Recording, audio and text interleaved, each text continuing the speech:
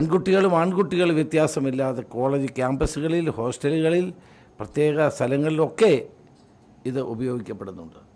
നമ്മളെ നൈറ്റ് ലൈഫിനെ ഞാൻ സ്വാഗതം ചെയ്യുന്ന ഒരാളാണ്. Night life should be responsible. ഉത്തരവാദിത്വത്തോടെ നൈറ്റ് ലൈഫ് നടത്തുക എന്നുള്ളതാണ് ഏറ്റവും ആവശ്യം. ഡി ജെ പാർട്ടികൾക്ക് നമ്മൾ എതിരല്ല. പക്ഷേ ഡി ജെ പാർട്ടികളിൽ മയക്കുമരുന്ന് ഉപയോഗിച്ചാൽ തീർച്ചയായും അവിടെ പോലീസിൻ്റെ നിരീക്ഷണം ഉണ്ടാകും, നടപടി ഉണ്ടാകും.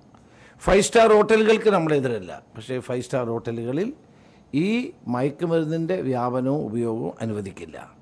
കാരവാൻ, ഒരു കാരണവശാലും കാരവാനിൽ മയക്കുമരുന്ന് അനുവദിക്കുന്ന പ്രശ്നമില്ല. അങ്ങനെ കണ്ടാൽ അവിടെ പോലീസിൻ്റെ കരങ്ങൾ എത്തിച്ചേരും, ശക്തമായ നടപടി ഉണ്ടാകും. ഇതിനകത്തിൽ നിന്ന് ഒരു തരത്തിലുമുള്ള പക്ഷാപാതത്വം അനുവദിക്കില്ല. റെക്കമെൻഡേഷൻസ് ഈ കാര്യത്തിൽ അനുവദിക്കില്ല. പോലീസിന് പ്രത്യേകമായ നിർദ്ദേശങ്ങൾ നൽകിയിട്ടുണ്ട്. ആരെങ്കിലും ഇതിനകത്ത് ഏതെങ്കിലും തരത്തിലുള്ള ഇടപെടലുകളോ കുഴപ്പങ്ങളോ ചെയ്താൽ അവരുടെ പേരിൽ നടപടിയുണ്ടാകും.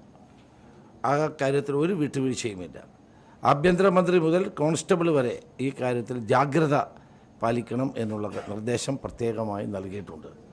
അത് കേരളത്തിലെ ജനങ്ങൾ ഏറ്റെടുത്തിരിക്കുന്നു എന്നുള്ളതിൻ്റെ ഏറ്റവും വലിയ സൂചനയാണ് എറണാകുളം പ്രസ് ക്ലബ്ബ് ഈ പരിപാടി ഏറ്റെടുത്തിരിക്കുന്നു എന്നത് തെളിയിക്കുന്നത്. ഇന്ന് കേരളത്തിലെ എല്ലാ സ്കൂളിലും കോളേജുകളിലും നമ്മളറിയാതെ തന്നെ എല്ലായിടത്തും ഈ പരിപാടി നടക്കുകയാണ്. എത്രയോ ഷോർട്ട് ഫിലിംസ്, വീഡിയോ ഫിലിംസ്, അതോടൊപ്പം തന്നെ ഡാൻസ്, എത്രയോ നാടകങ്ങൾ, ഷോർട്ട് ഫിലിംസ്, അങ്ങനെ മാജിക്കുകൾ, അങ്ങനെ എല്ലാ സ്ഥലങ്ങളിലും കുട്ടികൾ അവരുടേതായ നിലയിൽ തന്നെ ഇതിനെതിരായി മുന്നോട്ട് വരുന്നു എന്നുള്ളത് ഏറ്റവും ആവേശകരമായ ഒരു കാര്യമാണ്.